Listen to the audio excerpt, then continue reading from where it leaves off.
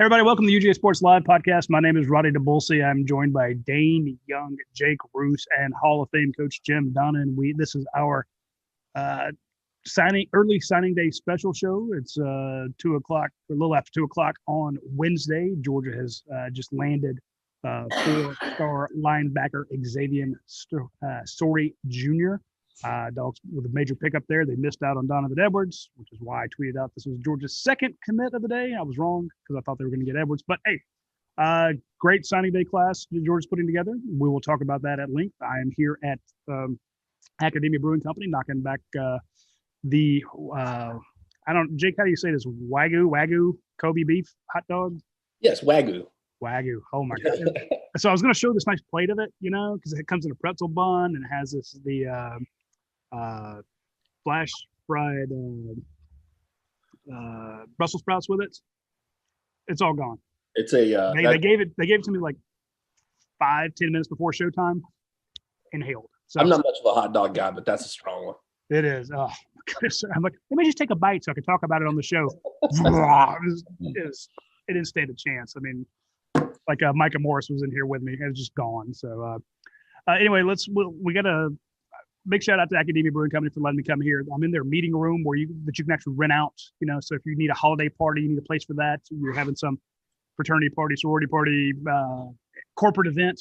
They have this huge meeting room. And then of course they have the food and drink side on the other, the actual restaurant side. Of course they have food and beverage service in here as well, but saying this is kind of their meeting room, whereas that's the other side's the restaurant, plus a great place to watch the games that'll be on this weekend, except for Georgia. Georgia's not playing. So, Coach, before we get into signing day, I kind of want to get your thoughts on the fact that Georgia really could have used this Vandy game this weekend.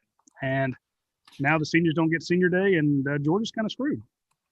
Yeah, it's one of those deals where, build up. We had it a couple of weeks ago, thought we were going to have senior day, and then same thing happened again with Vanderbilt. I can understand their situation with the players anyhow, and then you have COVID on top of it. But it's just our team's really built a lot of momentum here the last 3 weeks against some lesser opponents, but you still got to go out and do it. And, I think our had a strong resolve and a really good attitude about everything, and Kirby's held them together. And, it looks like, things will fall like they may, but if bring the whole, if Florida loses, then to Alabama, which probably they will, then our worst ranking is probably going to be 6th, depending on what happens with Iowa State and Oklahoma. I could see Oklahoma beating Iowa State, though. It's going to be a tight fit game. A&M, of course, got the game with Tennessee, but which we talked about in the summer. This was a complete rebuilding year on any way you look at it. 8 starters in the NFL in some form or fashion. And we just didn't start out as good as we needed to offensively. A lot of different reasons. Your quarterback opts out 2 weeks before the season, no spring practice. But I thought we really put it back together after that loss to Florida, and got to give our kids and our staff credit. And as I mentioned last week on the show, I think Georgia's really got a lot of big things happening here in the next couple of years, particularly with this recruiting class on top of the last ones we've had. And anybody that finds fault with being ranked number 3 in the country, number 2 in the conference in recruiting, really needs to assess what your goals are as far as a program, because I'm telling you, when you look at all the things that had to happen for us to have this class with all the things that are so negative out there, I think it's just a tremendous job. I know I had to recruit for a long time, and my whole basis, everything I ever did was face-to-face, building trust, being around the family, being around the kids, the coach, and you lose all that.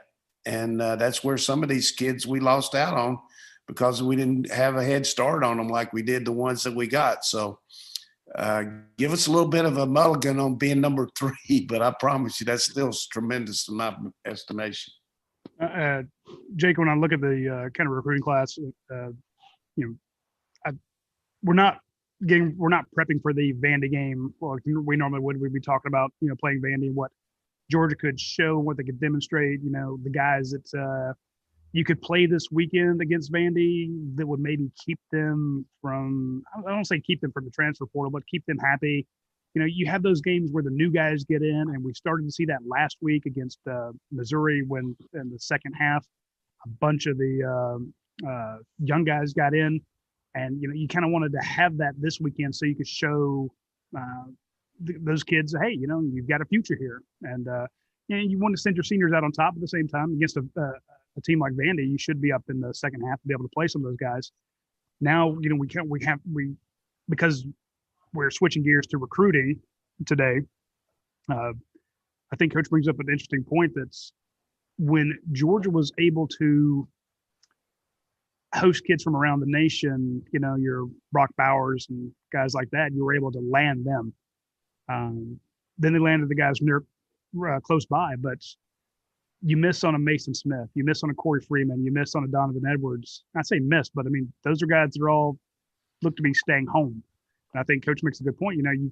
We kept saying Mason Smith wanted to visit Georgia. He got to, but it was never the same official visit that he wanted to hit. Donovan Edwards couldn't come down again.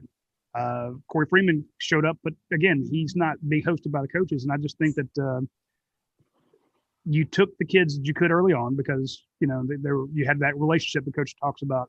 And then towards the end, you kind of stuck nearby. Or am I reading that wrong? No, I think that was the case for most teams, to be honest with you. I don't think that was a Georgia-specific thing. I think that pretty much time and time again, you're seeing that be the trend. And I think going into this, even going back to the summer and the spring when all this kind of went down, that was the expectation I kind of had, was that, it's going to loom large to be able to be close to home. That's not taking away the fact of, not being able to visit other places. That was a whole other thing, in my opinion. But the idea that these kids have been, for the most part, at home, around their family, close to them, they're probably closer to their family in a lot different way than a lot of prior classes have been. And I think that that's something that has to be kind of taken into account when you're talking about the 2021 class. Now, Georgia, I think, still did well out of state. I think that, Jamon Dumas Johnson, you get Jackson Meeks, like you said, Brock Bowers. I mean, they were able to do it. But like you said, this is a team and this is a staff, I think, that's really thrived on the opportunity to host guys in person. I think that to get them three guys from IMG too, 3 guys. Right. Yeah, sure. To get those guys in, though, to get them around the players, to get them around the culture, that was a big thing. And I think that a lot of guys lost out on that opportunity. You heard that from some of the guys, like you mentioned, who got to visit early. I remember I was reading over a story from Brock Bowers earlier, and he mentioned, the culture around Georgia is what really drew me there. It's tough to really get a feel for that culture unless you're able to get on campus, unless you're able to be around your future teammates. I think that all of that has to be a huge factor in how you kind of view the 2021 cycle, not just for Georgia, but around the nation. Dayne, are you going across the country? Yeah, point this point out here, and then let you guys jump in there. Because I've been in face-to-face on these recruiting battles. In the history of Louisiana, when have you ever heard of a defensive lineman ever leaving the state? Maybe once in a lifetime type deal, particularly with the situation they're in. And I'm not going to accuse anybody of doing anything except recruiting on the up and up, but you're not going to lose that kid if there's any way possible to an out-of-state school. The same thing true with Michigan. Hey, General Motors is stronger than dirt up there. Now, I don't know what they've got involved with this situation, but I know job-wise, family-wise, there's a lot that can be done above board. The same thing with 20th Century Fox, Metro Golden Mayer, all that stuff on the West Coast. I mean, usually speaking, you don't beat Southern Cal on a Southern Cal guy. You don't beat LSU on an LSU guy, and you don't beat Michigan on a Michigan guy, just like they don't beat Georgia on a Georgia guy. I mean, that's just the way it is, all things being considered. And this is even the more unique situation conversation because none of these kids have had the benefit of getting a full type recruiting deal that we could have put on them, having them around our campus. So you can find a lot of things, but the fact that we were down to the last one or two on all three of those guys, it speaks volumes of where a program is. Well, and you touched on Coach, and I put this on the board at UGASports. If you want to lose money, bet against LSU when it comes to in-state kids. I mean, I make it a rule. Since I started this job, I always assume that a high-level kid who is from Louisiana is going to end up at LSU, and more times than not, that's going to be the case. There's a reason. It's like, casinos stay open because they win most of the time. LSU is able to keep their guys in, and they win championships because they can do that, and they do a great job of it. So I never bet against LSU. That's just a personal rule of mine. The overriding thing for me is how Alabama went into the state of Florida and just kicked butt. When you look at today, they flipped that one van. They got Turner. They got those receivers. I mean, this Huff guy has got to be the recruiter of the year, Charles Huff, because he got a big lineman from Michigan too, didn't he? Didn't he get the lineman from Michigan? Yes, I'll research here. So that's the recruiting guy, because I have no idea. Hey, I'm a little like focused on one thing, if you guys can imagine. You won. Alabama got a heavy rated kid from Michigan. Yes, Damon Payne. Yeah, 4-star kid out of Belleville. Number 37 in the nation. Yay, Alabama. Dayne, I want to talk to you real quick about, you went out to see Brock Vandegrift the other day, and this is the thing that always bugs me about Georgia recruiting. If Brock Vandegrift were still deciding today, and Amarius Mims was deciding today, and Micah Morris was deciding today, and Dylan Fairchild was deciding today, and they all picked Georgia, and let's say you came into the day with only 16 commits, and then you landed those 4, you consider it to be the greatest day. But they'd already been committed. The excitement factor is worn off on those guys. They're signing and they're official. And people are like, oh, well, it's just 2 of the top 10 players in the nation, not in the state of Georgia. 2 of the top 10 in the nation will sign with Georgia today. Yeah, exactly. So like people are obsessed with flips on signing day, getting someone from your rival or from someone else. The biggest flip that Georgia got happened long ago, and that was getting Brock Vandegrift to step away from Oklahoma, a school that had just pumped out 2 Heisman Trophy winners, 2 top draft picks in the NFL that are starring on Sundays right now. Lincoln Riley, the quarterback guru, and getting Brock to stay home. Now, a lot of people will say, well, he's down the road. That's easy. Look, he stayed home. And he didn't have to, because he could have gone anywhere. I think Brock is a special kid, and I think Georgia needed him. So I think that was massive back then. I think it's massive today. Jake, we haven't seen, I think just about everybody's in except, Munden and Mims? I think, yeah. So I'm assuming they're going later on in the afternoon? Munden, Mims. I don't think have we seen Lavoisier Carroll either? Yes, Lavoisier Carroll is in. Lavoisier in? Okay. I should have mentioned that right in the right. Yeah, no, I think that, now there was a lot of, hand wringing and stuff about the Mims decision. I guess, what was that, 3-4 weeks ago when that graphic came out that said he's going to be deciding, on signing day between these 3 schools. I feel confident about where Georgia stands for him. Don't think you got a lot to worry about. The kid wants his moment, and I think he'll take it. But I've been consistent on Emeritus for some time now, and so no big concern there. Really none on Smell Munden either. I think that he's a guy who made it clear when he committed, which wasn't all that long ago, that Georgia was won out because of the consistency, and I think that was still a huge deal for him. So feel good about blocking both of those guys up. I will say, though, you talk about flips, and Georgia did have one today, a little bit of a surprise in Dejon Warren, the JUCO cornerback out of Lackawanna, committed for, I guess, about 5 months roughly, and ends up flipping over to Jackson State, which headed by Dion Sanders. He also managed to flip Shadur and Shiloh Sanders away from their. You're flipping your kids, man. That's not fair. I was like, do we consider that a helicopter parent if he's the head coach now? I don't know. I don't know how you deal with that. But I think that that was a surprise. I think that was a shock to the system for a lot of people. A lot of rumors flying around about it. We haven't confirmed anything. We'll chalk it up to a great recruiting job. And listen, hey, if you're a kid, you want to go somewhere where you can get marketed, you want to play under one of the greatest, an NFL Hall of Famer, a guy who you know is going to be able to get you exposure, not just maybe on the field, but on a national stage. Hard to go wrong with playing for Dion Sanders, I think. And a lot of people were surprised by that. I'll take a moment to pat you on the back. You told everybody in your signing day preview to keep an eye on the Dion Sanders connection, and Jacksonville State told people yesterday, hey, this is the first thing you wrote about. Watch this. Sure enough, he flips. Officially, like we said, it looks as though Georgia has signed everybody but two mentioned, and it is official that Georgia is not playing this weekend. Now, we told people back on December 2nd that it didn't look like Vandy was going to come down. They didn't that week. Then they played Tennessee, and then was like, okay, well, Georgia will play Vandy next weekend. We're like, don't see it happening. Don't see it happening. So it is official.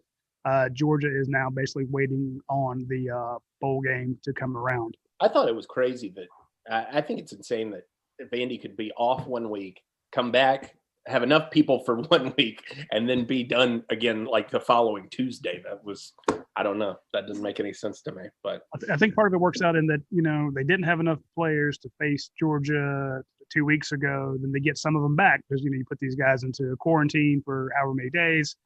Then they test negative and they come back and they're on your team and you have enough players. And then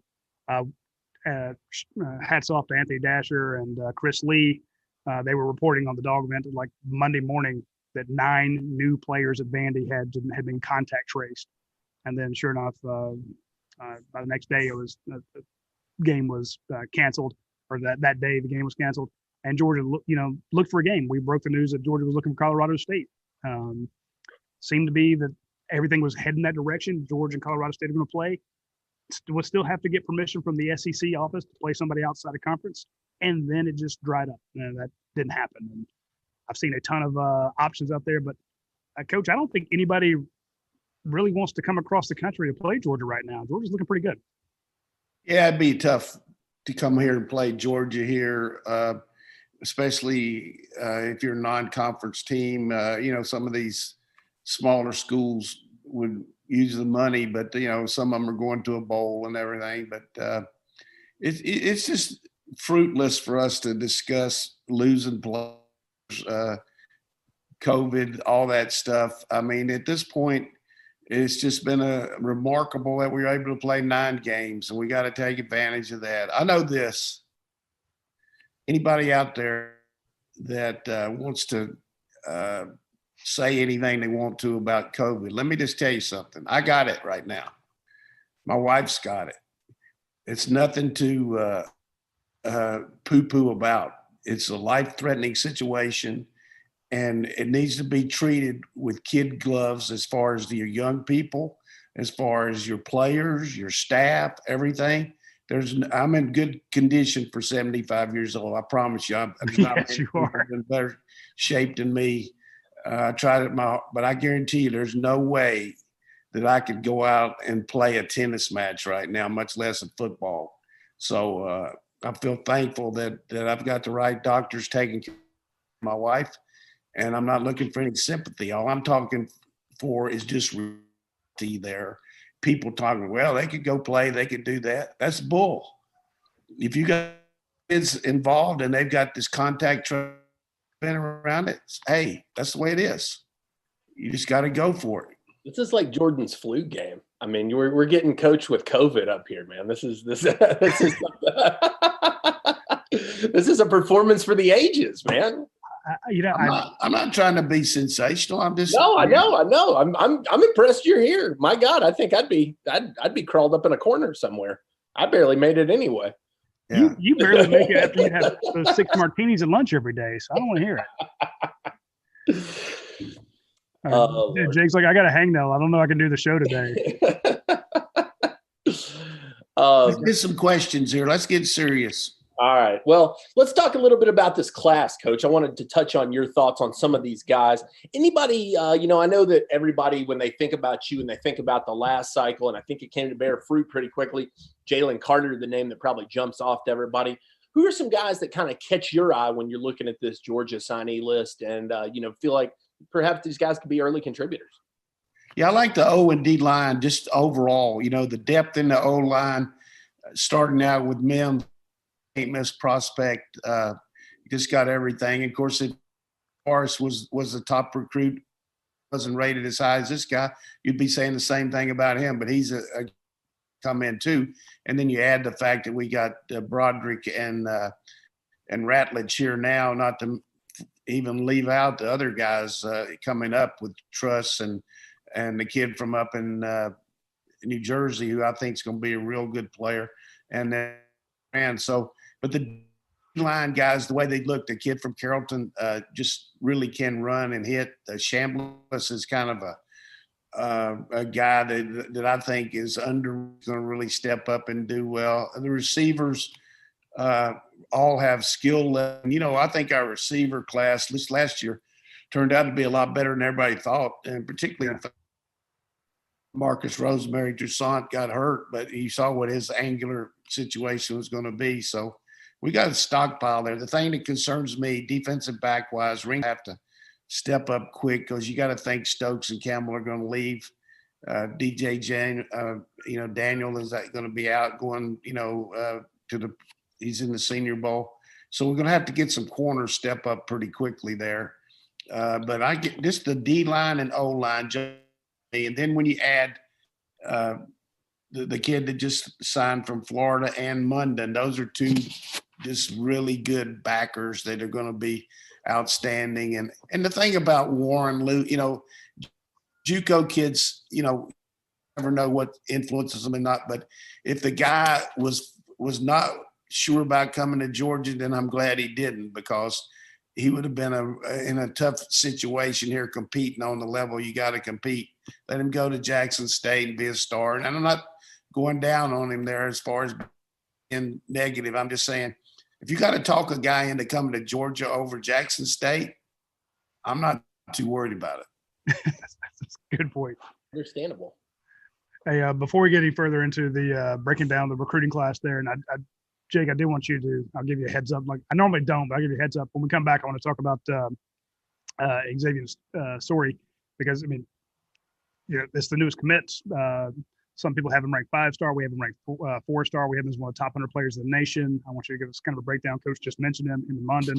And, it's kind of a thin linebacker class last year. So I think picking up Chaz Chambliss and Munden and this guy's going to be pretty impressive. But I do want to call everyone's attention, if you're watching the show, do us a favor when you get a chance and swing by your local Your Pie franchise restaurant. Hit them up. Order online. And normally I tell people to order, you use the Your Pie app on Tuesday because you get double points on Tuesday. But even though it's Wednesday today, Thursday, you can still order and get their giant pizza. You can get their hot pepperoni pizza. It has the Mike's Hot Honey on it. It's the newest specialty pizza. Try that out. Of course, you get their breadsticks, their pasta, their sandwiches, their gelato, local beers if they have dine in. If you don't want to do dine in, even though I guarantee those places are immaculate, just do the takeout order, do delivery, pull up, they'll bring it out to you. They have this whole pizza thing on lock. You'll be able to pick your crust, your every individual topping, and of course they're not charging you per topping, so you can get all of them if you want. You want a pizza that thick, fine, just do it, and they will take care of it for you. Hit them up, our friends at Your Pie. It's another year of UGA recruiting.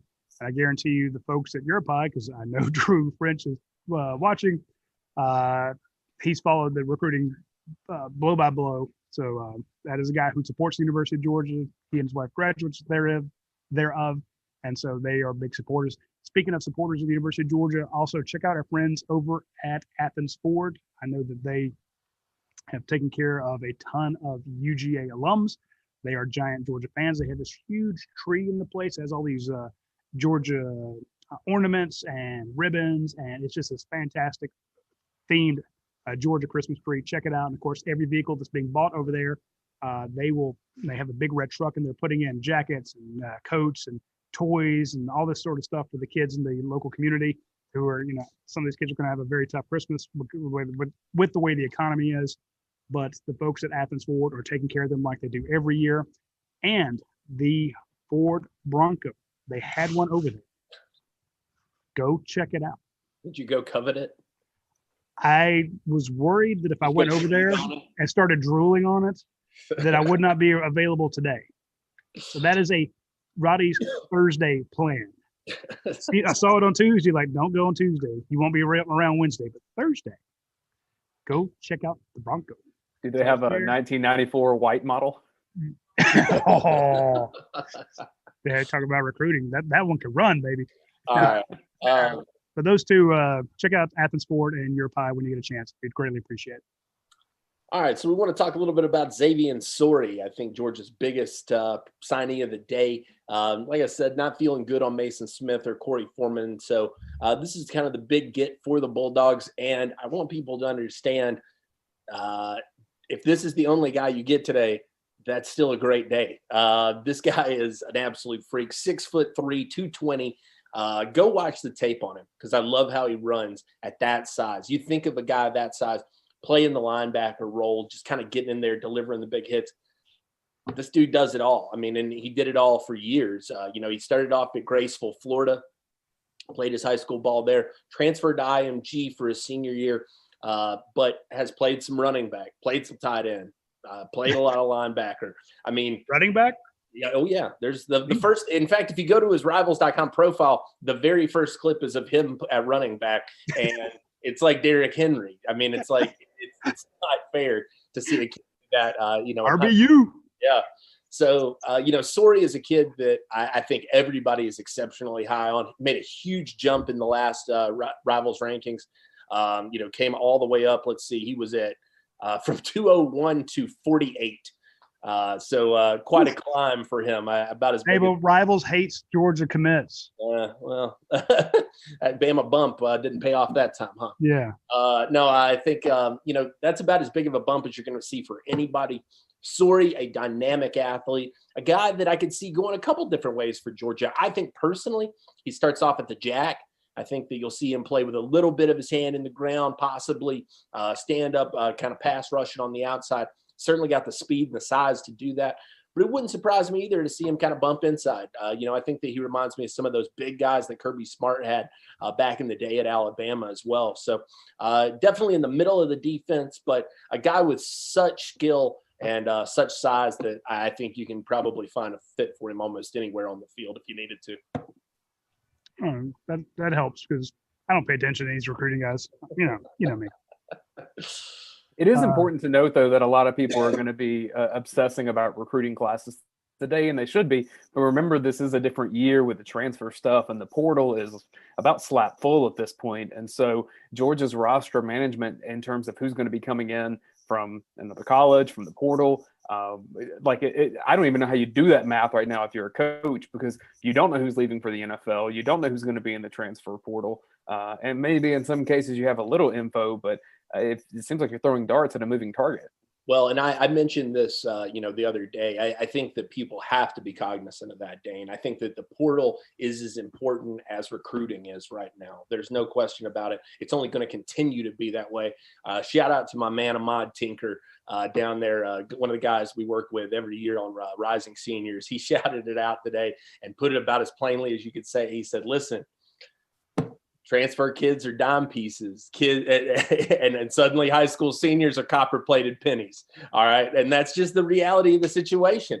Game experience matters. Guys who have that maturity, guys who can play at that level. That's huge.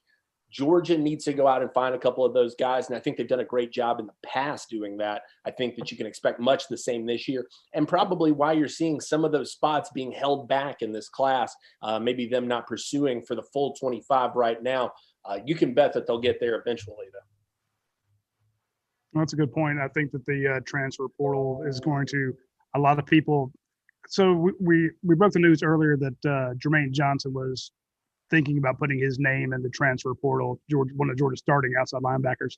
And his dad's like, yeah, he's going to be in there. And But we did note that he's not in there yet. So recruiting hasn't stopped just because you signed a bunch of 20, 21 kids and Kirby doesn't get to go home tonight and, take a well-deserved break. Oh, no, he'll be hoping those 2022 kids, 2023 kids are hitting him up, they have to call you at this point, stuff like that. So the recruiting doesn't stop. Plus, they are scouring the transfer portal. Guys are going in there. We saw 20-something guys going yesterday. He's recruiting his players that are currently here to stay. He's recruiting guys. He's working with the guys who may go pro, trying to give them advice. It doesn't slow down. Maybe not having that Vandy game this weekend is a blessing in disguise for these guys to actually get some work done. But you've got to recruit your current team, your potential transfer kids, the kids in 2022, 2023. I think Dayne's hit it on the head, and Kirby's mentioned this 5 or 6 times in the last few weeks. You don't know how many spots you have. It is tough to figure it out because Kirby said they could have anywhere from 14 to 20 early enrollees. How many spots do you have? He can't tell you. Coach, it's a different world out there. Yeah, when you say 14 to 20, what he's talking about, you can't ever have over 85 on your current roster at one time, although you can have a little more than 85 if a senior comes back. They're not going to count that against the 85 next year. Right. We were one of the first people to have that too on the show so everybody can understand it, because the reason I know it because Kirby told me himself. I didn't figure it out. So you got 85 scholarships. You lose 20, you got 65. But if you lose 20 and 7 seniors come back, and they won't do that, you could have 92. You know what I'm saying? They're not going to count against you. But the problem is, let's just say a young high school player wants to come here and enroll in January. We have to have a spot in the 85 for him. So does that mean he's one of the 12 or 14 guys? That's a lot of times that's the difference in a guy signing with Georgia or somebody else. He could come in here early. We got a spot. If he could go somewhere else and we don't have a spot, he's probably not going to wait and come in June. So it's all roster management. Now, Coach, I don't mean to interrupt you, but we've dealt with that situation many times where kids told us, "Yeah, I'm picking Georgia. Yeah, if everything goes right, if they got a spot for me in January, I'm picking Georgia." And then we find out Georgia didn't have a spot, and they're like, "Hey, and he winds up going somewhere else." We're like, "Hey, what happened?" He's like, "Oh, they wanted me to wait till June." Yeah, well, here's another good example of that last year that Jake was all over during the recruiting process when people were talking about Gibbs and Bigsby and people like that. He said, "Don't sleep on Edwards. Georgia would like to take him. We're just going to have to see what happens on Zach Evans." So he was sold on the fact from Coach McGee, Coach Smart, that if there's any way humanly possible, Georgia will keep a scholarship for you. And he waited and he waited, and look what happened. He's turned out to be a really good player. And that can happen in this class too. We still got another signing date in February. There's some guys that maybe will bloom a little bit later that after we were able to watch them work out, playing ball or whatever it might be, that, that's why Jake pointed out very vividly that we're saving some spots there that either transfers or guys that might come up later. So it's all a process. Speaking of guys that might come in later, Dayne, when you broke down the film don't lie from this past week, the Missouri game, I know you spent a little time on the tight ends there, and I remember there was one series where Georgia went to Darnell Washington back-to-back plays. And I snarkily call that the Hey Arik series, but I think that if things go to form, you might see, when we're talking about that transfer portal, if you want to hold a spot, how long do you hold a spot for Reed Gilbert just in case he decides he wants to go somewhere else? You hold a spot for him because that kid forever. I mean, you'll get him on your team. Period. You find a way. He's just that kind of talented. And so, to me, I look at it and I think even with what Kirby said in his post-game news conference, where he said you can't have enough tight ends in the SEC. Man, did that feel like a subtle. I mean, he might as well have subtle. He might as well have texted or put like a poster board up that said Gilbert's name on it. I wish they'd have rolled some lights out behind him. just a backdrop that had his name flashing lights. It sure felt that way, right? And I think Georgia really needs that kind of tight end that is a little bit more of that wide receiver hybrid pass catcher. I mean, that's something we haven't seen in Athens in a while, at least utilized in that way. I'm sure he can block a little bit, but Georgia tends to get these big bodied, rarely targeted tight ends, and Gilbert just does not fit that mold per se. But man, does he fit the mold of everything that Todd Monken wants to do and what college football is turning into. You save a spot for that guy because he is an NFL guy, no doubt. Well, and Coach mentioned too, and I think it's a great point. I know that at this point, I can't do this math off the top of my head. What's 20 out of 25? I mean, 80%. Right, at 80%, right? Why do we give you a job? Look, you don't hire me to do math, all right? I don't hire you to write either. You don't pay me to do math. I'll say this. I think that people need to be cognizant of the fact that there is the other signing day. I mean, February is still to come. Georgia did pretty well there and has done pretty well there in the past. A little guy named George Pickens ended up in your class in February once upon a time. Terrion Arnold's still hanging out there. Georgia's going to recruit him tooth and nail till the end. They're going to be looking, I think, for some more wide receiver talent possibly. You've got to factor in the transfers. It's a numbers game, but Georgia is playing it as well as anybody right now. I think that you can say whatever you want about how the recruiting rankings are panning out or how, the season went this year. I'm not just blowing smoke here just to do it. I think that Georgia deserves a lot of credit. Their staff deserves a ton of credit for the way they've managed their roster, for the guys that they have been able to bring in to fill those spots. And I think that you'll see them do that again. I think it's probably one of the things Kirby Smart loves most because it's very chess-like. One of the things I love most is the smell when you walk into Masada Leather and Gifts and 5 Points in Athens. Walking there, I don't know if it's the leather or the oils they use on it or what they do, but the place that's the manliest smell you can get. You walk in there like this smells like production. It smells just it's a fantastic place in there. When you get a chance, swing by our friends at Masada Leather and Gifts. They're in 5 Points between the Royal Peasant and Earth Fair. Fantastic location. They have wallets, jackets, belts, shoulder bags, briefcases, bracelets, vests, hats, the holiday belts I've mentioned, socks, a ton of gifts. I mean, we're sitting here at December 16th. I know you need some gifts for people. We've seen some folks coming in from out of town. They're hitting up Irvin over at Masada Leather Gifts. They've been there. They've been in town since the 70s. I mean, you can't have that long a run unless you are just a pillar of the community. People love what you do and you get repeat business, and that's how they founded it. They do great custom work there. You get the custom sandals.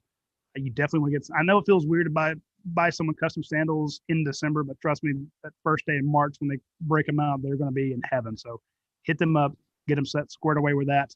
And also if you get a chance and it's 40 something degrees outside and you're trying to leave your house and all of a sudden you realize that you go outside and your garage door's freezing because one of the panels has come loose or one of the windows is out or heck, the thing won't open and you can't get to work. Check out our friends at Aaron Overhead Doors, AARON, Aaron Overhead Doors.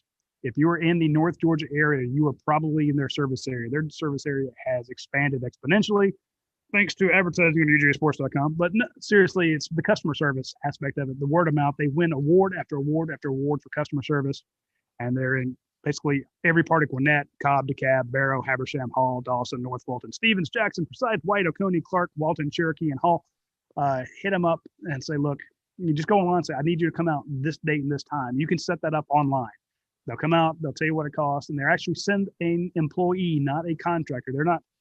You don't reach out to them and then they call somebody and send them out there and that person changes up the magnet on the side of their truck. These are their actual employees. Most of those folks have been there forever and they will do a fantastic job for you. So shout out to Ryan Lucia and the charity work that those guys do during this time of year. And shout out to them for supporting us through another year of recruiting, another guy who follows recruiting very heavily and follows his dogs, Ryan Lucia at Aaron Overhead Doors. Hey, Roddy, before we continue, I want to encourage Georgia fans to go look at what's happening at South Carolina right now. The Gamecocks losing a wide receiver that had been committed to them. to Georgia Southern, which that's always interesting. And I mean, Passing factory is passing factory now. I mean, Shane Beamer is going to have Shane Beamer needs a small conference room for his class, it seems like. Yeah. But the other thing I want to ask you about this, Coach, Kevin Steele doing the news conference or whatever for Auburn's class as the interim coach while they're searching for a coach, it just felt so weird to me. I mean, I know they just fired Gus Malzahn, so this is fresh. But what an awkward time to be having a coaching change, right? Yeah, it's tough, but he's auditioning for the job too. I mean, when you look at the success they've had defensively, look at the fact that he has the blueprint for Alabama because he coached there. He knows. I was on the same staff with one of their big rivals, and Kirby Smart, who's at Georgia, and they're going to look hard at that. I mean, he knows the state, and who can you get? I mean, who are you going to bring in here that's going to have the success that Auburn's had? When you look at it, they've had 3 victories over Alabama in the last 8 years. Nobody's done that. Clemson's had a couple. I would point out this question here that I thought about very vividly here as I was approaching the show today. And when you think about the top 5 teams in the country right now, ranked by the College Football Playoff Committee, 2 of them, Notre Dame and Texas A&M, we beat last year. The difference in their team and our team is they've got a senior quarterback that we didn't have. I wouldn't trade rosters with either one of those teams. Would you, Jake? No. I mean, that's either one. Talking about future wise and all, but the fact that they had a senior quarterback, the fact that they had an established guy that would come back and run their team was very effective in them having the record that they had. We ended up without a quarterback. Our quarterback went pro. Our other guy opted out, and things didn't work out. Plus, the guy that has turned out to be good wasn't ready health-wise. So let me tell you something. We're in a pretty good position athletically here, collectively, football-wise, on our program as far as what our roster looks like. When you compare, if they're in the top 5 in the country, and I think for sure we're better than Iowa State on the last 6 after you go down there, I feel good about our roster. Get a comparative recruiting ranking. So you can make all kind of back and forth, but that senior leadership at quarterback with Mon and Ian Book has been humongous for both those teams. So let's go on to the next factor here. I just had to get that out today. So here's what I want to do. Normally I do the lightning round questions. I want one of you to pull up the roster or pull up the commit list, and let's go through them, and I'll give you a little quick tidbit on each one. I got you there. All right. And, Coach, feel free to chime in. Stop me. I don't have the list, but I would ask you right away, what do you think of Dawkins? I love him. I love everything about the kid. I think that 6'6", 300+ pounds, moves so well for that size. You saw him on his senior tape, I think, get more aggressive, play better. I think that he could be an impact maker. I'm not calling him Jalen Carter. That's a lofty comparison, but he's got that kind of upside, I think, in the long term. Do we have anybody on our roster running back wise that's as fast as Carroll? Probably not with the home run threat. I mean, that's a kid who every time he touches the ball, he's got the opportunity. I want to see him bulk up a little bit, no doubt about that. I think that Lavasi is a little bit thin, for the league, but he'll do that. And like I said, a home run threat every time he touches the ball. What about Bowers? How's he going to fit into that tight end room? He should fit in quite well, and I think he'll fit in quite early as well. I think that he's, a big kid, does everything Georgia coaches like, blocks well, great hands, good pass catcher. I think that he's going to be a really nice compliment to Darnell Washington and perhaps even Eric Gilbert if he were to end up in red and black. My last one, and then they'll take over. Is Mims as close to being ready as the one that as Andrew Thomas? I'm going to say yes. Just honestly. I would say hell yes. Well, it's a tough call for me only because of the division he plays in. But I give him that same kind of credence because I think that he is a kid who comes in with such superior size and such superior athleticism. I think that he gets a bump for that. I think Amarius Mims ready to make an impact early on and press for playing time. That's 4 pretty quick lightning. Now take over, you guys. I All right, Jake, break down the two wide receivers because we talked about the fact that, Georgia signed a big wide recruiting class last year. A lot of those guys turned out to be pretty good. You saw Jermaine Burton actually come on really strong. Roseby, Jack Saint started to look really good there. Then he got injured. We haven't really seen Justin Robinson yet, but the one catch that Arian Smith has went for a TD. Ladd McConkey finally got to travel last week. We saw him getting out there. Big recruiting class at wide receiver spot, but I've seen some people complaining, Georgia, they're not recruiting any wide receivers, but you've got Jackson Meeks and Donnan Mitchell. How do you say it? Adonai. Yeah. Adonai Mitchell. Tell us about those two real quick. I think that both of those guys really kind of are your middle ground of what you recruited last year. You recruited some small speedsters, and then you recruited a big guy like Justin Robinson. I think that these guys are more in the mold of like a Marcus Rosemy in terms of their physical size. Now, different players, in my opinion, I think of Adnan more as that, kind of jump ball threat, a guy who can really get out there and win that 50-50 ball, good catch radius, and a little bit older guy in this class too. He was an early graduate. So a guy who comes in with some maturity and some experience under his belt, an Ole Miss commit. That's got to tell you a little bit of something. I think that Lane Kiffin would be poking around on this kid. So I like that pickup. Jackson Meeks to me is a guy who can really be a game changer. But the only concern I have about Jackson is his health. I think that he's had a couple of leg injuries. He's had some nagging injuries over the course of his career. But if he can get that straightened out, go watch the film on this kid because he's a big play threat waiting to happen. He can get up there. He can make those grabs. He can break away when he needs to. And he comes from a great lineage there at Central Phoenix City in Alabama. Talking about Justin Ross, E.J. Williams of Clemson. Those guys know how to put out receivers. They know how to coach them up there. I think that was a really good under-the-radar get for Georgia and probably a kid who would have really gained some steam had he been able to get on the camp circuit. And Jackson Meeks played against the best good receiver from Phoenix City, Alabama, was that made the scene was an All-American and played pro football. I don't. Jimmy Red Phillips played at Auburn under Suge Jordan on the 57 team and went on to play in the pro game. And I worked with him at Florida State, and he worked with Norm Van Brocklin up at Minnesota Vikings. He was playing for him, and he said he knew how long practice was going to be every day by the size of the cup of coffee that Van Brocklin brought out to practice. He had a big mug. He knew they were going to be out there forever. If he had a short one, they would be leaving quick. I love that. That's why I love having a coach on the show. No, Dayne, you were saying though, and I think this is important because you got that Columbus experience. I mean, the kind of competition this kid's playing down there at Central Phoenix. That's some good ball down there. Yes, Central plays in 7A Alabama. It's the best competition in the state. You're talking against Auburn High School, against Hoover, against Thompson. He's played against SEC players already, and they couldn't stop him. True. Not too bad.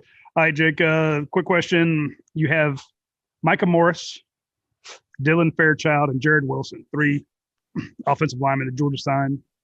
They're sitting in this conference room, and somebody throws in a biscuit. Who gets it? I'm going to go with Fairchild because he's the state champion wrestler. Listen, that's why he earns mine. Now, Micah may be the strongest out of them, and I'll tell you what, Jared Wilson is a guy with huge upside. You want to talk about a guy that if you want 2 better O-line coaches to sign off on you than Matt Luke and Sam Pittman, I don't know who you're going to find. They both pursued this kid. Sam Pittman said from the time he first saw him, look, this kid has what it takes to be a big-time player in this league. Jared Wilson, I think, definitely another guy who could have gained some steam with the camp circuit. Now, Mike Morris, just a lump of a kid, man, just a mound of a man. Maybe not the tallest guy you're ever going to see, but built in a way that reminds me a lot of how Trey Hill was kind of coming out of high school. Kind of just thick-bodied and really strong. And then, but I got to go with Fairchild. For me, Fairchild is a guy in this class that I could really see, having a great career for Georgia before it's all said and done, just because of how well he moves his feet, how fast he is. I love how he gets into the second level with his blocks. He's a kid who kind of does it all. And like I said, I love that wrestling pedigree as well. So great job by Matt Luke to continue the dominance that Sam Pittman had. Here's a lineup I'd like to see at one point. Get Clay Webb out there at guard, Austin Blasky at tackle, and Dylan Fairchild at guard. Give me 3 state wrestling champs. Hey, I don't know who's going to want to deal with that. And then I go Even back if they to can't block you, they're going to be able to get you to the ground. I promise that. flags going. Here's somebody you don't sleep on, all you recruiting fanatics. And I feel like I got a pretty good beat on players. Devin Willock will be a big-time player here. I agree. Well, and every time Kirby talks about him, his whole demeanor changes. I mean, he is a Devin Willock, he just lights up. It is grand larceny for us to have that kid down here from Pennsylvania. It's absurd how large he is. Jersey. I mean, we took him from Penn State, didn't we? Yes. Yeah. He was a Penn State commit. And I think that, people didn't see enough of him this season because you weren't at the games. You weren't seeing the sidelines as much. That is a massive young man. And good kid and good feet and woo. All right, Jake, let's switch over to talk about the linebackers real quick where you mentioned Sorry, but George's still waiting on Smile Munden to come through. Smile Munden, he should be here in the 3:00 hour, but they already picked up Chaz Chambliss and Dumas Johnson. Give us a quick rundown on George's linebacker crew there. How many inside, how many outside? What distinguishes each one of them? Well, I think that you're talking about in those two that they've already got signed, Chambliss and Jamon Dumas Johnson, two guys that are going to probably end up playing different positions. I look for Chaz to be an outside guy, probably a jack, and really wouldn't surprise me all that much if he bulked up to be a D end in at some point. I think he could carry that kind of weight. We'll see. But Jamon Dumas Johnson, I know I keep going back to this, but I told people a lot. The lack of camp circuit, the lack of evaluation, the lack of being able to see these guys on campus, you're going to get some guys who fly under the radar. And I remember talking to Adam Friedman at the end of the summer, and he told me, he said, yeah, I ran into Dumas Johnson this week. He was out as a 7-on-7. He wasn't out there playing, but he was just watching. And he said, that kid has totally reshaped his body. He looks like an SEC linebacker. He's got what it takes. And, I honestly just love it because they call the kid Pop. Because he looks like such an old man. I'm always with that. Anytime you hit people. But happen another one named Crackle. Yeah. I think Chambliss is a guy, I do think it's going to take him a little bit of time to develop. I think that he could be a special teams player early on, but I do think that he'll be in the rotation at some point. Dumas Johnson, again, a solid depth pickup, a guy who reminds me a little bit of, what George has done here with Tay Crowder, Monty Rice. Not exactly the guys who are just going to blow you away, but they're going to be in the middle. They're going to be able for you to rely on them, and they're going to be your stalwarts in the middle of your defense. I think that he's a kind of kid with that ability. You talked about Ingram Dawkins. I want you to give me a quick rundown on Marlon Dean, 6'6", 285 pounds. Sounds kind of a taller, skinniest guy at the defensive end. Yeah, I don't know that he's still 285. That's the thing. I think he's probably getting a little bit closer to 300. And, this is a guy who probably you're talking about a lot of untapped potential. I think that, he went through a couple of coaching changes up there at Elberton where he was originally. He's from Elbert County High School, transferred to IMG. I think that was probably a huge boost for his career and probably his readiness for when he arrives at Georgia. And I'm not saying he's a day one guy, but I think that he's probably closer than he was because of that experience. 6'6", 285. Yeah, a guy that at some point people were saying, could this guy play on the offensive line? Could he play on the defensive line? I love that because it speaks to his feet and what he's able to do there. And, I think with anytime you can take a guy with that size, you do it. You roll the dice on those guys more often than not. Dean, a guy who a great developmental prospect and a guy who I think Trey Scott got a great ball of clay to work with. All right. Here's the thing about IMG that I like as a coach. That these kids are going to get ultimate coaching, first of all. You also know that they're going to have a lot more discipline because of what they're having to undergo to even play on the team because of the competition. Everybody down there is on a level like the best player on your team in high school. So their competition daily in practice is going to enhance their skill level. It's going to enhance their competitiveness, and it's going to make them understand if they're going to play on the level that they want to, that they're going to have to instead of just kind of rolling it in and having a senior year and all that and having fun, they're going to have to work their butts off. So this has been great for Dean. I think he's going to come on strong for us. Yeah, nutrition, weight training. I mean, it's all there in a way that most high schools just can't provide. And so I do think a big boost for Marlon Dean that he went down there, and a big boost for Georgia to reel him back in. Don't forget, he did decommit at one point. Nebraska really, really liked him, but he ended up circling back around home, wanting to stick with the Bulldogs. Just want a little attention. That's right. That's right. Well, just like Jake in that sweater. Yeah. He does anything to get a little attention. I'm festive. How dare you? Oh, my God. Make impressive. That's a party I don't want to go to. All right, let me hit on some of the others here real quick. When we look down the forward defensive back to the Georgia side, David Daniel, Javon Bullard, Kamari Lassiter, Nyland Green. Let's look at some of the again, I don't want to break these guys down to just their height and weight, but I sense a theme. David Daniel, 6'2", 185. Bullard, 6 foot, 180. Kamari Lassiter, 6 foot, 185. Nyland Green, 6'1", 176. And that's not accurate on Nyland anymore. He's more like 6'2.5" now. So basically 6'2", 6'2", 6'6", 185, 184, 185. What's Green now? What probably? I'd say Nyland's probably playing around 185 probably. So basically 3 guys at 185, all of them 6 to 6. Seems like they got a mold that they're looking for. Huh? It seems like a pattern's emerging. Now, I think that's an impressive group. David Daniel, to me, a great striker, which is what you want back there at your safety spot. He's an enforcer. I think he's going to really learn well under a guy like Lewis Seen. I think that'll benefit his game a lot to watch him and grow under him. And then, I like what you see out of Bullard. I think that he's a good player, versatile guy. Reminds me a little bit body-wise of what you see out of Tyreek Stevenson. So don't be surprised if you see him at star, perhaps. Kamari Lassiter, Georgia loves the guys that do what he does, which is everything. He a factor in the return game, works at wide receiver for American Christian over there in Tuscaloosa.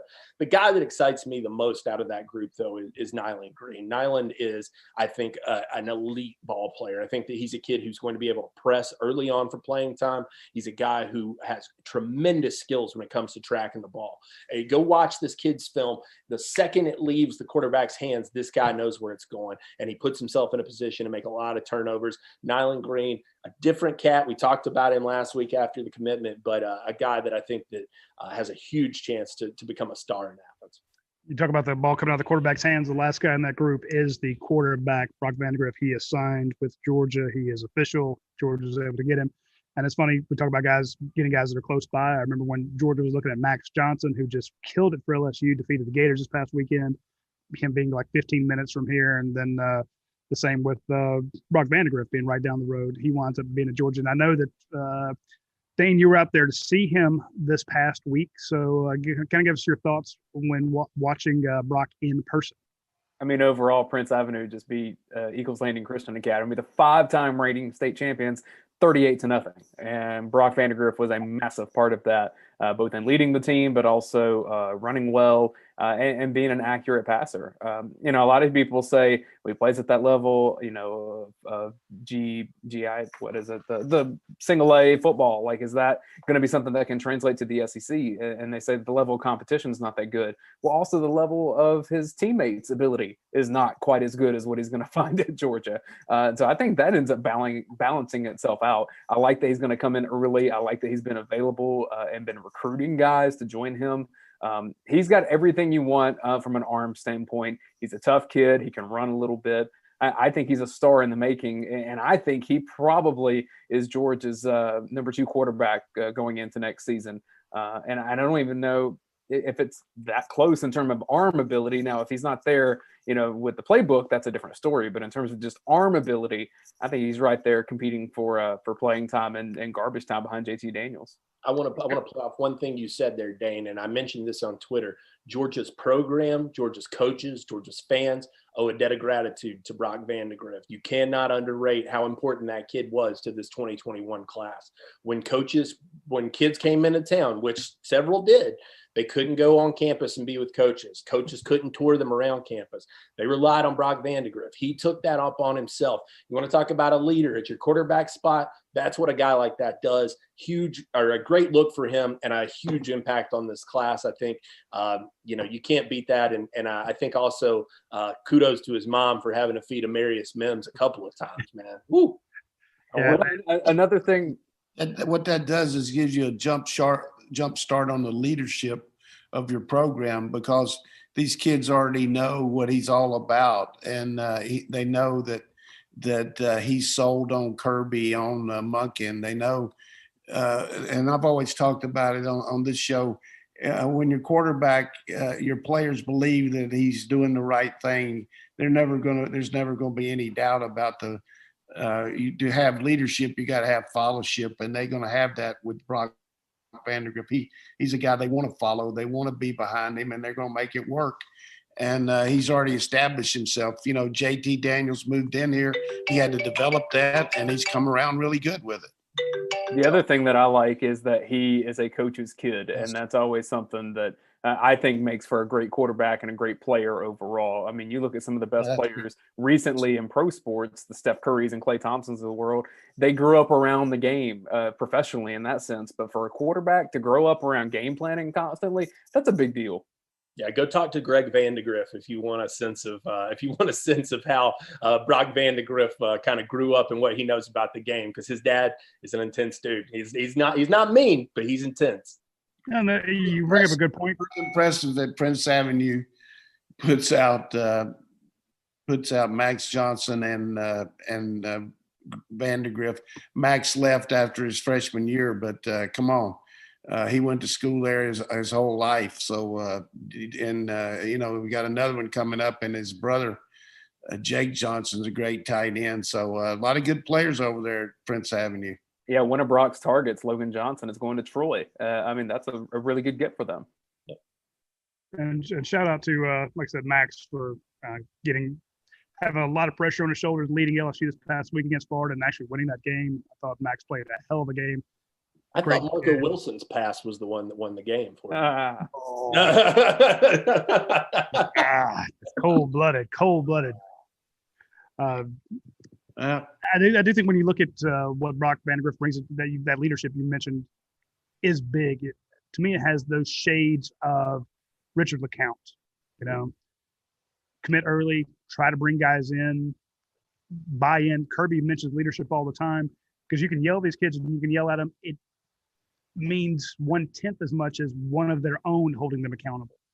And you got to get that feeling that if your class leaders are that bought in, that they're recruiting hard and they're trying to bring other guys in that, Same thing with Jake Fromm. You got to give Jake a lot of credit there. He jumped on the Kirby board real quick, and I hope Vandegrift can have the record in the East that Jake Fromm had. No question.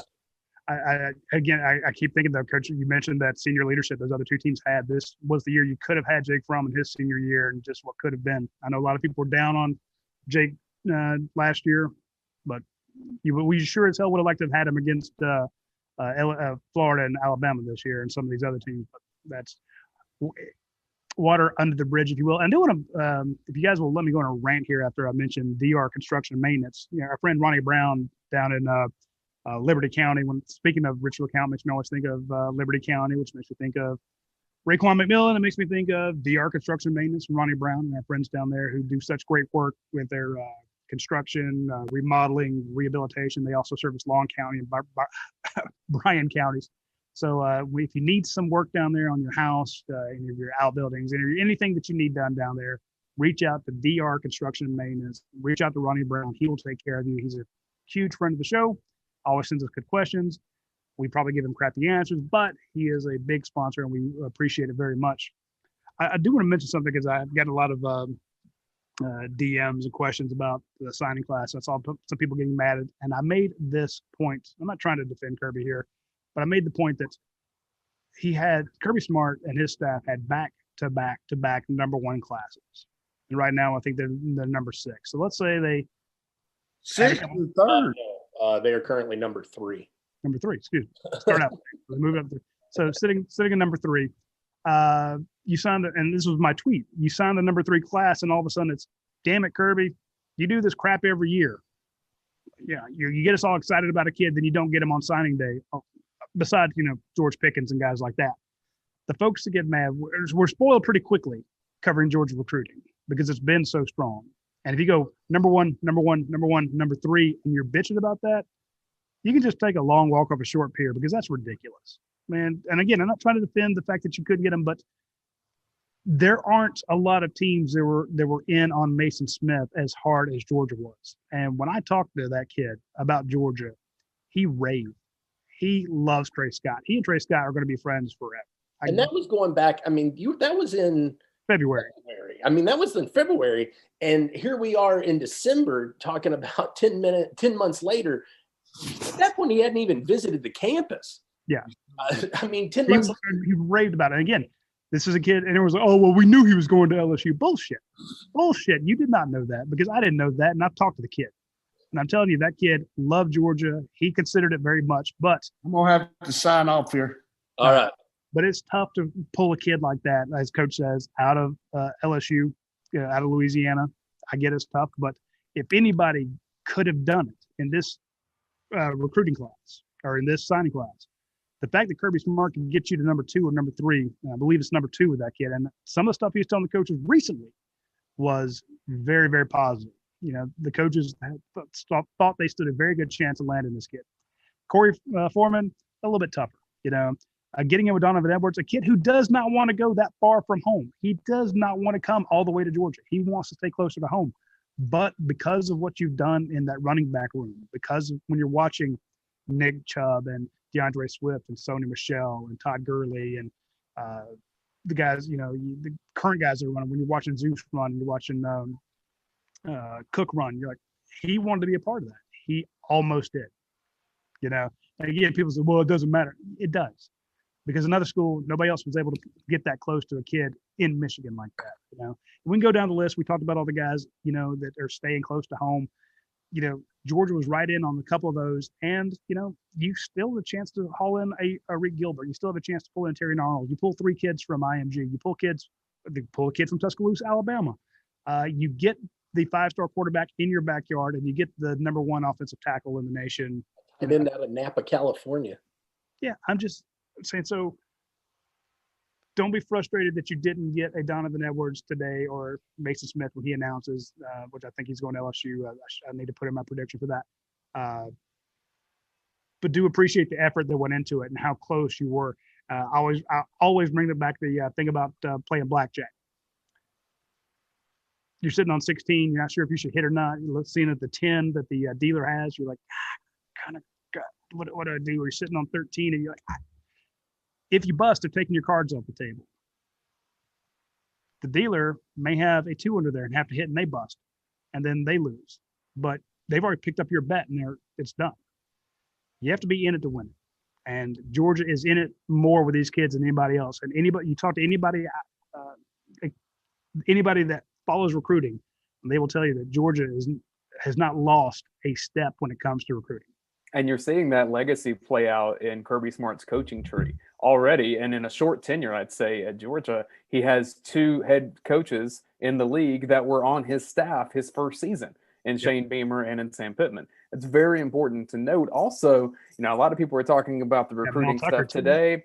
Mel Tucker's at Michigan State. I mean, it happens fast. People were talking about recruiting stuff today, transfer stuff, obviously, too. But this is poaching season too. So Georgia's having to make sure that the assistants that they want to keep are going to stay here, because I guarantee you there's going to be some offers in terms of assistant coaches elsewhere too. Oh, yeah. I mean, people are going to come after Dale McGee. They're coming after – they tried it last year. They tried a couple times. They're coming after Dan Lanning. Somebody's going to give Schumann a shot as a defensive coordinator. It's going to happen. And they don't do that if they don't think you can recruit, because you have to recruit to be able to coach. Very true. I wanted to throw this in here. Interesting stat. Radi, you mentioned going up to try to poach Donovan Edwards out. Prior to Kirby Smart, Georgia had exactly 0 signees out of Michigan in the past half century. So as far back as Patrick Garvin could track it.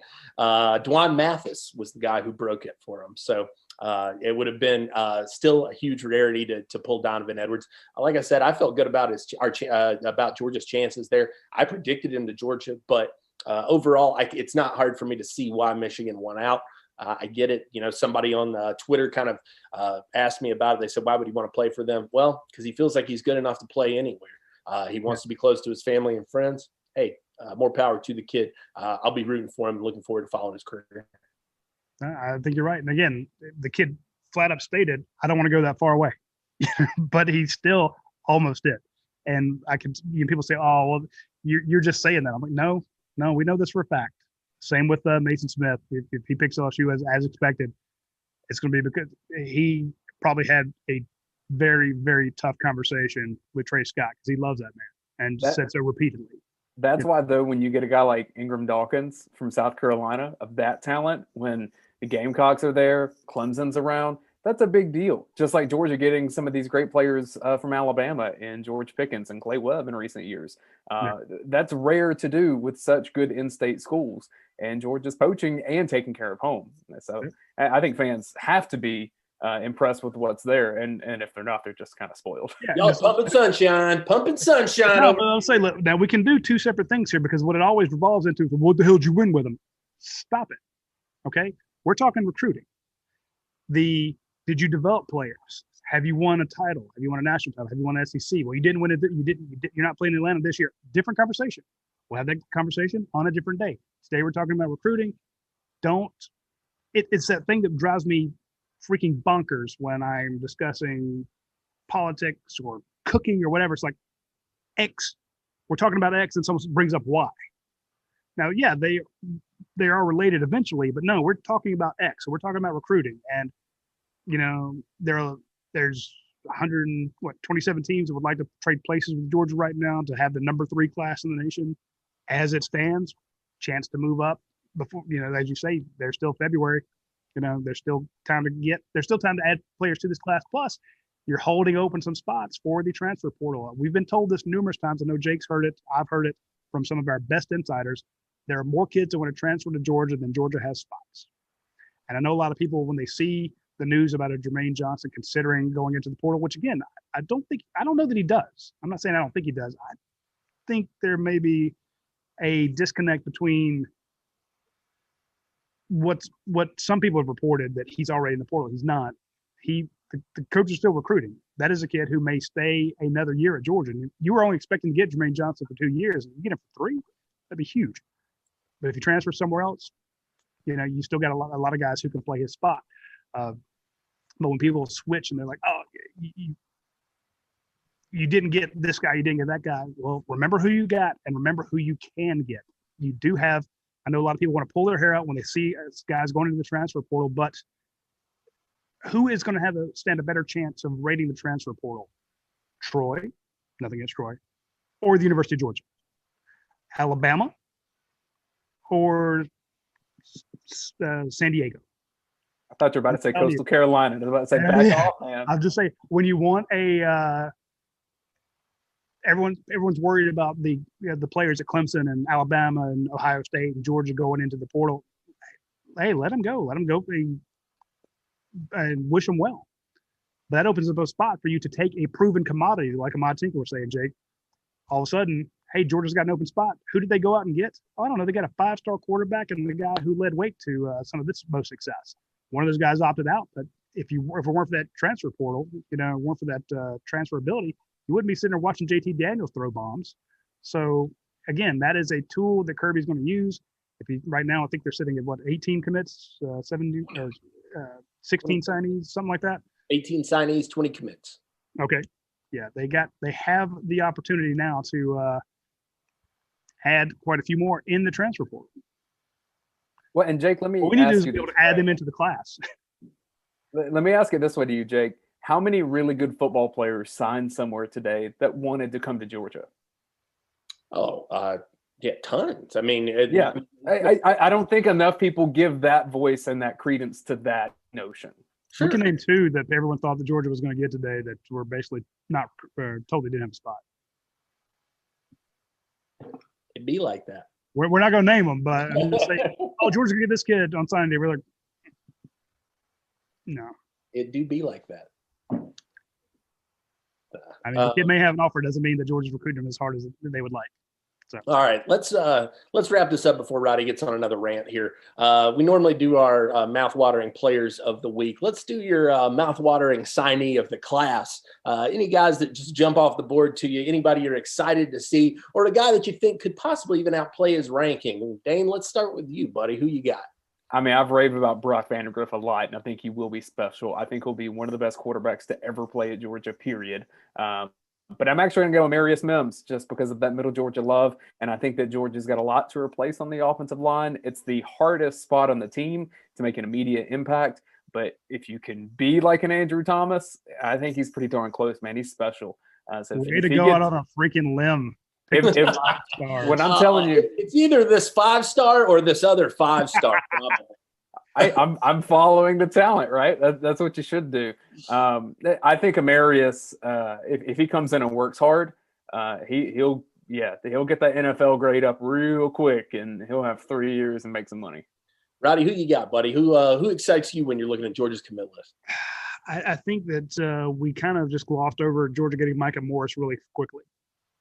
I think people just passed on him and just, kid from, Kingsland, Brunswick area. Yeah, okay, well, he's supposed to go to Georgia. And there was no drama, no rigmarole.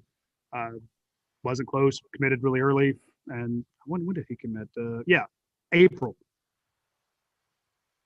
8 months later, no one's talking about the kid. I think Michael Morris might be it. And again, and Dylan Fairchild. I just think, state champion wrestler, what was he, like 50-0? Trying to think of a guy that was went to Alabama. He was in from McDonough Henry High School. That was the offensive lineman there. Was a state champion. Was just absolutely demolished people.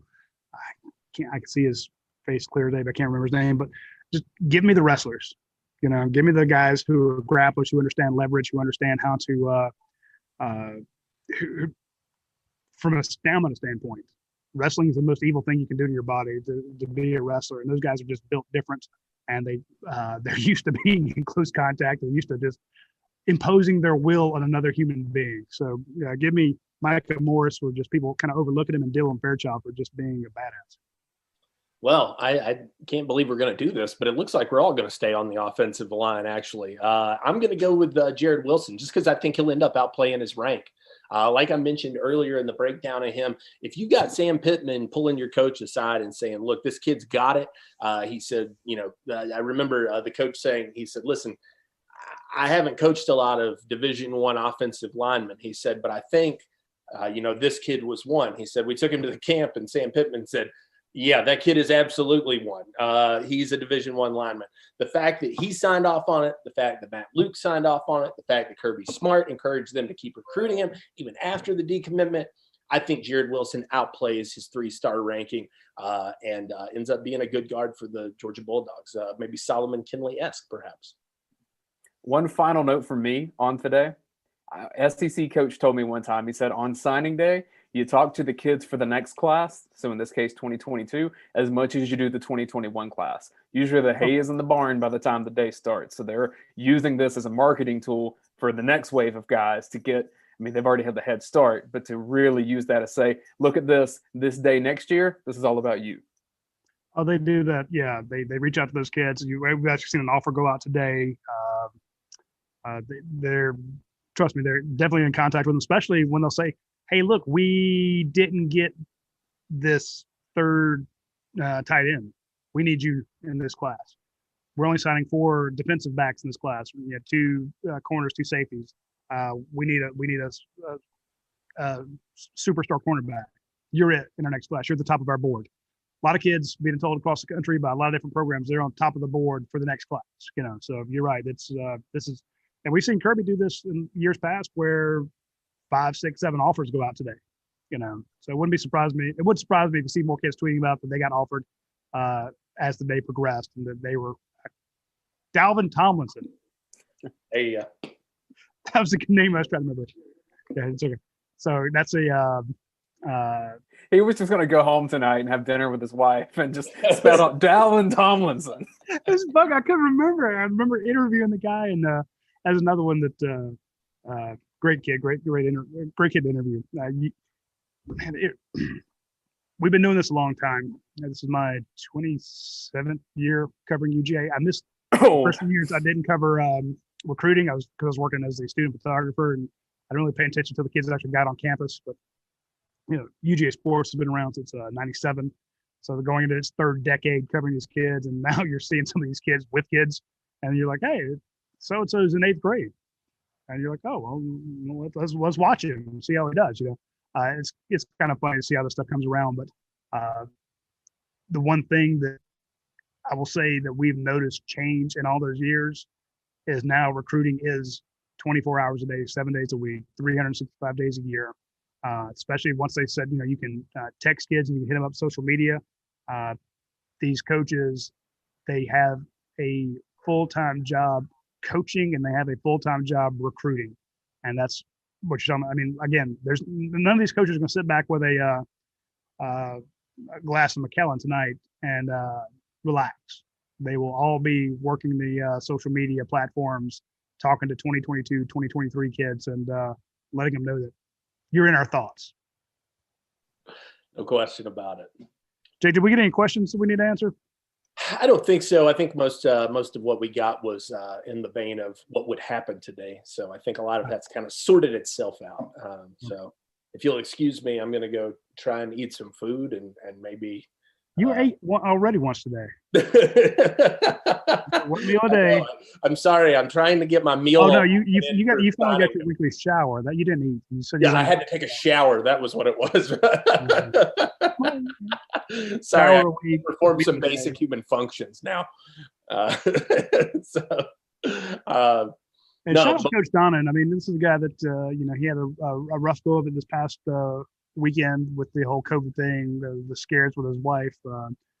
They're both doing much better now, but again, it'll kick your ass. So shout out to Coach Donnan for making time to be on the show today. I didn't think he was going to, and he's like, yeah, I'll do it. Did want to bring up Patrick Garvin tweeted this out. Not only is it signing day today, but today the 53rd anniversary of Jim Donnan named MVP of the Liberty Bowl and besting the Bulldogs 14-7. The 1967 Liberty Bowl, North Carolina State takes over or beats up on UGA for that one. So bastard. Shout out to the old coach. How could he beat the Dogs? I do want to bring up something that's popping up in our group chat now. That's what we should actually charge money to see is the UGASports group me. Virginia Tech has opted out of their bowl game. So if Georgia actually plays in their bowl game, it looks like Georgia will have the longest bowl streak of any team in the nation. Not bad. Longest active streak. Again, we don't know which games are going to be canceled. So it's not a done deal yet. But if Georgia were to play in the Peach, kind of what it looks like now, maybe taking on Cincinnati, that will give them the longest active bowl streak if they're able to play that game. So again, you kind of hope that they get that so that maybe you still want to have that kind of senior day in front of the fans. So if you could have it in the Peach Bowl, that could serve as a nice alternative. I know they won't let you call them out before the game, but you can at least see your seniors off in style. That may be the only reason fans are grateful for that win over UCF in the Liberty Bowl that year. Was that 2010? Yeah, that's true. That kept the streak alive. Yeah. Oh God, that was hard to watch. All right, let's go decompress now. No, we get to watch some stuff. Damn it. I gotta get back to work. Hey, you gotta have the superlatives out. Yeah, that's next. Tell everybody what it is. Yeah, no, we'll be breaking down each and every recruit. Just a little interesting tidbit or a little fun fact about them. We've named guys in the past, best haircut, best name, Mr. Georgia, no drama. So looking forward to kind of figuring out how all these guys fit into this one. I think Amarius Mims takes biggest man in this class. I think I think he walks away with it. Fastest player, most dreamy. I don't know how you do. Most dreamy. I'm going to let you pick that one, my friend. I was just thinking if I was told that Brock Vandegrift and his hair was dreamy the other day. He's got some flow. He's got some flow. We tweeted out I retweeted Brock Dayne's touchdown pass of his, and one of the young ladies that follows me on Twitter says he's dreamy. So I'm thinking, there's Mr. Most Dreamy. Those locks, man. Chicks dig them. Quick shout out to Eric Taylor and Joe Sweat. They shouted out the podcast. Thank you guys for doing that. Really appreciate it. They are pretty good. All right. Thanks for tuning in. Be sure to check back with us next Tuesday. We will have another UGA Sports Live, and we'll talk to you.